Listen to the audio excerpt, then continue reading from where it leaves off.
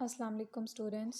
आज हम लोगों का जो है वो नेक्स्ट चैप्टर स्टार्ट होगा and the chapter name is viruses. So first of all हम जो है इसकी डेफिनेशन और इंट्रोडक्शन पढ़ लेंगे और देन जो है वो नेक्स्ट हम मूव करेंगे इसके करैक्टरिस्टिक्स पे। तो सबसे पहली बात कि वायरसेस होते क्या हैं। ये जो वर्ड है वायरस, ये एक लैटिन लैंग्वेज का वर्ड है जिसका मतलब होता है पॉइज़न। मतलब जो लफ्ज़ वायरस है ये लातीनी ज़ुबान से निकाला गया है और इसका मतलब होता है कोई भी ऐसी चीज़ जो ख़तरनाक हो, हार्मफुल हो, जिसका आपकी बॉडी के ऊपर नेगेटिव इफ़ेक्ट हो। इसके अलावा अगर हम इसकी बायोलॉजिकल डेफिनेशन में चले जाएं तो वायरसेस जो हैं ये ऑब्लिगेट इंट्रासेलुलर पैरासाइट्स होते हैं।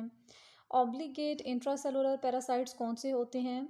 जहाँ पे भी लफ्ज़ आ जाता है पैरासाइट का, इट मीन्स कि ये ऐसे ऑर्गेनिज़म्स हैं जो ख़ुद बेनिफिट लेते हैं अपने होस्ट से और इन रिटर्न उसको हमेशा कोई हार्मफुल डिजीज़ जो है वो देते हैं। तो ऑब्लिगेट इंट्रासेलुलर मीन्स जो सेल के अंदर उसकी मशीनरी को यूज़ करता है, सेल के अंदर उसकी जितने भी कंपोनेंट्स हैं उनको यूज़ करता है, सेल के अंदर सर्वाइव करता है, उन्हें हम कहते हैं कि ये इंट्रासेलुलर हैं। तो ऑब्लिगेट इंट्रासेलुलर पैरासाइट्स का मतलब हुआ कि वायरसेस जो हैं वो ऐसे माइक्रो ऑर्गेनिज़म्स हैं जो कि इंसान की बॉडी के अंदर उसके सेल्स की जो मशीनरी होती है, होस्ट की जो मशीनरी होती है, रेप्लिकेटिव मशीनरी, उसे यूज़ करते हैं और अपने आप को रेप्लिकेट करवाते हैं और इन रिटर्न हमेशा ह्यूमंस को, प्लांट्स, एनिमल्स जिसकी भी बॉडी के अंदर मौजूद हैं उससे हमेशा डिजीज़ देते हैं। ठीक, और आगे वही बात आपको बता रहे हैं कि it means that they replicate only inside a living host cell. यहाँ पर एक बात है समझने वाली कि वायरसेस जो हैं वो खुद लिविंग ऑर्गेनिजम्स हैं या नॉन लिविंग ऑर्गेनिजम्स हैं। ये क्वेश्चन भी आ जाता है, शॉर्ट भी, और जो है ना ये ऑब्जेक्टिव में एमसीक्यू भी होता है। तो बेसिकली जब हम बात करते हैं वायरसेस की, तो वायरसेस जो हैं वो हमेशा बॉर्डर लाइन पे हैं। मतलब आप उसको क्लासिफाइड नहीं कर सकते डेट वेदर वायरसेस और लिविंग ऑर्गेनिजम्स और नॉन लिविंग ऑर्गेनिजम्स। क्लासीफाई आप तभी करेंगे जब आपको पता हो कि वायरसेस किस जगह पे मौजूद हैं। जब तक वायरस को कोई होस्ट नहीं मिलता, जब तक वायरस ने किसी की बॉडी पे अटैक नहीं किया, तब तक वो नॉन लिविंग होता है, यानी कि वो रेप्लिकेट नहीं कर सकता, वो कोई भी हार्मफुल इफेक्ट नहीं दे सकता। लेकिन जैसे ही वायरसेस को कोई होस्ट मिलता है, कोई प्लांट, कोई एनिमल, कोई ह्यूमन मिलता है, कोई बॉडी उसे मिलती है और उस बॉडी के अंदर जाते ही वायरसेस जो हैं वो लिविंग ऑर्गेनिजम्स में कन्वर्ट हो जाते हैं। तो जनरली अगर कोई आपसे पूछ ले तो आपने यही कहना है कि viruses are at the border line of living and non living. ठीक है, ये बॉर्डर लाइन पे होते हैं। होस्ट मिल गया तो हम उसको क्लासीफाई कर देते हैं कि ये लिविंग ऑर्गेनिज्म है। अगर होस्ट नहीं मिला तो वो जो है वो नॉन लिविंग कंसिडर होगा। इस तरह से नीचे जो है वो एक और डेफिनेशन वो इसी जो है ना वो रेफरेंस के साथ लिखी हुई है कि वायरसेस जो है ये नॉन सेलुलर इन्फेक्शियस एजेंट्स होते हैं। मतलब ये कि इनसे इन्फेक्शन, डिजीज़, वायरल डिजीज़ काज होती हैं। ठीक है, और ये डीएनए और आरएनए इन दोनों में से कोई एक चीज़ इनके पास मौजूद ज़रूर होती है। आगे जब हम टाइप्स पढ़ेंगे वायरसेस की तो उनके अंदर क्लासिफाइड किया हुआ है that there are some viruses that are DNA contained only and while on the other hand there are some viruses that are RNA based only. Next ये कि ये बायोसिंथेटिक मशीनरी यूज़ करते हैं। यहाँ पे एक टर्म यूज़ हुआ है दैट इज़ बायोसिंथेटिक मशीनरी। ठीक है, बायोसिंथेटिक मशीनरी क्या होती है? जो होस्ट होता है ना, मतलब ये कि जो भी प्लांट या एनिमल है जिसे ये इफ़ेक्ट कर रहे हैं उसके सेल्स को ये यूज़ करते हैं, उसे हम कहते हैं कि ये बायोसिंथेटिक मशीनरी है।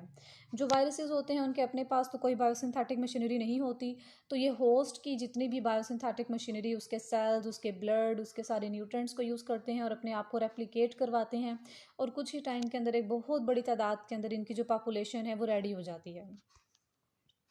नेक्स्ट नीचे जो है ना इसके करैक्टरिस्टिक्स आ गए हैं कुछ वायरसेस के with the reference of their cells. So the first one is structure. तो यहाँ पे जो है ना स्ट्रक्चर लिखा हुआ है cell membrane, cytoplasm, eukaryotes also contain nucleus and organelles. It means कि जो वायरसेस का स्ट्रक्चर होता है वो हमारे जो सेल है उसके अंदर, जैसे सेल मेम्ब्रेन होती है, साइटोप्लाज्म होता है, न्यूक्लियस, ऑर्गेनेलिस, ये सारा कुछ जो है वो उसके अंदर मौजूद है। Second character is reproduction. कि वायरस जो है वो रेप्लिकेट कैसे कर रहा है, रिप्रोड्यूस किस तरह से कर रहा है। सो इट्स आंसर इज़ कि ये इंडिपेंडेंट सेल डिवीजन करता है, सेक्सुअली एंड बोथ एसेक्सुअली, दोनों तरीक़ों से जो है ना वायरसेस के अंदर एप्लीकेशन होती है। थर्ड इसका करेक्टर है जेनेटिक कोड। तो इसका जेनेटिक कोड जो है वो बेसिकली डीएनए है, आरएनए भी हो सकता है, ठीक है, बट मोस्ट प्रोबेबली जो है इसके अंदर डीएनए ही मौजूद होता है। नेक्स्ट जो है वो ग्रोथ एंड डेवलपमेंट है कि क्या ग्रोथ एंड डेवलपमेंट वायरसेस में होती है। So it's answer is yes, in multicellular organism cell increases in number and differentiate. Okay, so next one is obtain and use energy, response to environment and change over time. तो इन सब चीज़ों का response जो है ना वो basically yes में ही है, क्योंकि we know that if viruses are living organisms, so they can obtain energy, they can response to the environment and they can also change over time. कोई भी लिविंग ऑर्गेनिज्म हो तो उनके अंदर ये तमाम कैरेक्टर्स जो हैं वो तो जनरली मौजूद होते हैं। तो अगर वायरसेस जो हैं उनको कोई होस्ट मिल गया है और वो उसकी बॉडी के अंदर जो है वो रिलाई कर रहे हैं, उसकी फोटोसिंथेटिक मशीनरी यूज़ करते हैं, तो इट मीन्स कि उनके अंदर ये जनरल कैरेक्टर्स जो हैं वो सारे ही मौजूद होंगे। ये सिर्फ जनरल अंडरस्टैंडिंग के लिए था।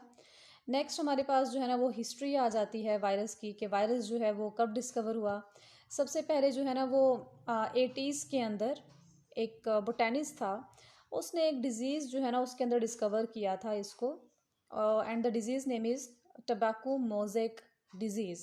टबैको जो है ना ये हम तंबाकू को कहते हैं। ये जो तंबाकू के पौधे होते हैं, प्लांट्स होते हैं, तंबाकू लीव्स, पत्ते जो होते हैं उसके ऊपर जो है ना वो इस तरह के पैचेस देखे गए थे, जैसे कि इस पे आपको नज़र आ रहा है कि एक लीफ है और उसके ऊपर ऑरेंज और येलो कलर के जो है ना वो इस तरह से पैचेस बने हुए हैं और रफ रफ सी अपीयरेंस बनी हुई है।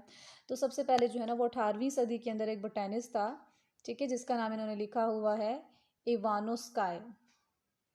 इसने सबसे पहले जो है ना वो एक डिज़ीज़ डिस्कवर की थी, उसके अंदर इसने जो है ना वायरस को डिस्कवर किया था। फिर उसके बाद यही जो इवानोस्काई है, इसी ने इसके ऊपर जो है वो एक्सपेरिमेंट किया था। टबाकू लीव्स इसने लिए थे और उसके अंदर से जो है ना वो उसने पार्टिकल्स और जो भी बैक्टीरियाज वगैरह थे उसके साइजेस को देखा था। नेक्स्ट आ जाती हैं इसकी शेप्स।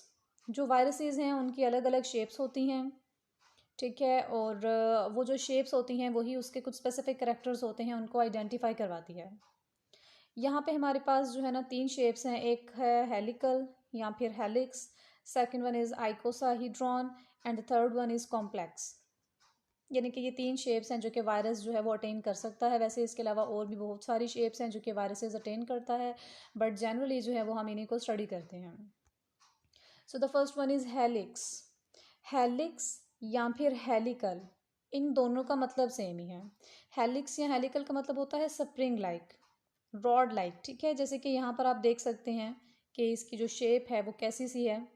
तो हेलिक्स शेप बेसिकली इस तरह की होती है जैसे कोई कॉइल है और वो एक दूसरे के ऊपर लिपटा हुआ है, जैसे एक स्प्रिंग होता है ना, बिल्कुल लचकदार सा। तो उस स्प्रिंग के ऊपर जो है ना वो कोई तार इस तरह से लिपटी हुई हो, तो वो जो उसकी शेप आ रही होती है वो होती है हेलिकल शेप या फिर हेलिक्स शेप। जैसे कि ये पिक्चर के अंदर हमें नज़र आ रहा है, बिल्कुल स्प्रिंग लाइक शेप है और उसके ऊपर एक चीज़ है जो इस तरह से लिपटी हुई है। बेसिकली वो जो चीज़ उसके ऊपर लिपटी हुई नज़र आ रही है, जो कि ऐसे छोटे छोटे से हमें सर्कुलर टाइप है, वो बेसिकली इसके प्रोटीन सब यूनिट्स हैं। तो सबसे पहले जी यहाँ पर यही बताया कि हेलिकल शेप एक ऐसी होती है, ठीक है, जिसमें हमें नज़र आता है कि एक कॉइल यानी कि स्प्रिंग है, जो कि इस तरह से कॉर्क स्क्रू या फिर स्प्रिंग की तरह का ही नज़र आ रहा होता है, ठीक है, और बाकी इस पर रॉड लाइक शेप्स हमें नज़र आ रही होती हैं और इस तरह से ये इसके ऊपर रैप अप हुई भी होती हैं, वाइंड अप हुई भी होती हैं। अब ये जितने भी वायरसेस हैं जिनकी हेलिक्स शेप होती है या हेलिकल शेप होती है, वो मोस्ट प्रोबेबली जो है ऐसे होते हैं जो कि रेबीज़ काज करते हैं, या फिर ये टोबाकोमोजिक वायरसेस जो है ना काज करते हैं। टोबाकोमोजिक वायरस का तो मैंने अभी आपको बता दिया कि ये पौधों के अंदर एक बीमारी है, ठीक है, जो कि सिर्फ और सिर्फ टोबाकू, जो तंबाकू के पौधे होते हैं उन पे होती है, ठीक है। दूसरा यहाँ पे इन्होंने रेबीज़ का नाम लिखा हुआ है। आपको पता होगा कि रेबीज़ जो है वो एक स्पेसिफिक किस्म की वायरल डिजीज़ है जो कि डॉग्स या कैट्स के जो है ना वो बाइट करने की वजह से होती है। नेक्स्ट हमारे पास जो है वो है आइकोसाहीड्रॉन, ठीक है ना, या फिर इसका जो यहाँ पर इन्होंने सेकंड नेम लिखा हुआ है वो है पॉलीहीड्रल, ठीक है। आइकोसाहीड्रॉन या फिर पॉलीहीड्रल इसका नेम इसलिए है क्योंकि इसमें बहुत सारे इसके हेड बने हुए होते हैं, as you can see in the picture, कि यहाँ पे बहुत सारे इसके हेड हैं जो हमें नज़र आ रहे हैं और बड़ी कॉम्प्लेक्स किस्म की शेप है इसकी, ठीक है, तो यहाँ पर लिखा हुआ है कि ऑलमोस्ट 20 ट्राइंगल्स होते हैं, और अगर इनको रीअरेंज कर दिया जाए तो इनके 12 जो है वो कॉर्नर्स बनते हैं। ठीक है, तो ये जो शेप होती है इसे हम polyhedral, poly means many and hedral means के जो इसकी हेड लाइक यानी कि जो इसके कैप्सिड बने हुए होते हैं वो। जैसे कि अगर आप यहाँ पर देखें तो ये एक छोटा सा एक ट्राइंगल हमें नज़र आ रहा है। ऊपर दूसरी तरफ ये वाला जो पोर्शन है यहाँ पे ये दूसरा ट्राइंगल है, ये तीसरा है, ये चौथा है। तो इस तरह से अगर इसकी पूरी शेप को ऑब्जर्व किया जाए तो ऑलमोस्ट 20 ट्राइंगल्स होते हैं जो आपस में इस तरह से कवर अप हुए हुए होते हैं। और जिसके एग्जाम्पल में लिखा हुआ है ये herpes simplex and polio viruses. Polio का आपको ऑलरेडी पता है, ठीक है, जो बच्चों के अंदर होने वाला एक ख़ास किस्म का वायरल इन्फेक्शन है जिसकी वैक्सीनेशन करवाई जाती है। एंड हर्पिस सिम्प्लेक्स जो है ये भी एक वायरल डिजीज़ है जो बेसिकली हमारी स्किन इन्फेक्शन जो है ना उसे काज करवाती है और स्किन के ऊपर जो है ना ऐसे पिंपल्स वगैरह बन जाते हैं। देन आ जाता है कॉम्प्लेक्स। कॉम्प्लेक्स जो है ना इसका नाम इसीलिए रखा हुआ है क्योंकि ये कम्बिनेशन है। जो हमने पहली दो टाइप्स पढ़ ली ना, एक हमने हेलिकल पढ़ा और एक हमने आइकोसाहीड्रॉन पढ़ा, इन दोनों की शेप्स को कंबाइन करके एक तीसरी भी एक शेप मौजूद है, उसे हम कहते हैं कि ये कॉम्प्लेक्स शेप है। जनरली जब हम वायरसेस की स्टडी करते हैं तो हमें यही वाली कॉम्प्लेक्स वाली जो शेप है वो पढ़ाई जाती है, जैसे कि आप यहाँ पे देख सकते हैं। ठीक है, सबसे ऊपर जो ये चीज़ बनी हुई है ये इसका हेड है, इसके अंदर इसका जेनेटिक मटेरियल स्टोर हुआ होता है, डीएनए या फिर आरएनए। उसके बाद नीचे हमें जो है वो इसका कॉलर नज़र आ रहा है। ठीक है, और उसके बाद जो बीच में लास्ट पर बना हुआ है इतना ये सिलेंड्रिकल शेप में, वो इसकी हेलिकल शीथ है जो कि स्प्रिंग लाइक है। लास्ट पे ये जो लंबी लंबी सी नीडल लाइक आपको नज़र आ रहे हैं ये इसके फाइबर्स हैं। और ये सबसे लास्ट पे जो आपको रेड कलर का नज़र आ रहा है ये बेसिकली बेस प्लेट है। ठीक है, हेड के अंदर तो जेनेटिक मटेरियल स्टोर हुआ होता है, और जो लास्ट पे इसकी टेल फाइबर्स बनी हुई हैं ये पेनिट्रेशन का काम करती हैं।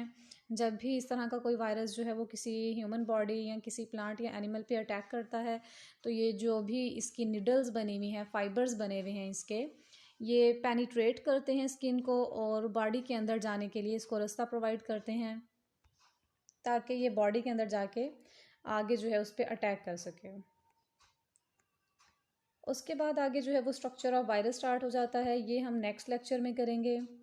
और आज हमारा लेक्चर जो है वो यहीं तक होगा, जिसमें हमने इंट्रोडक्शन पढ़ा है, डेफिनेशन है, करेक्टरिस्टिक्स ऑफ वायरसेस हैं और शेप्स ऑफ वायरसेस हैं। ओके जी, अल्लाह हाफिज़।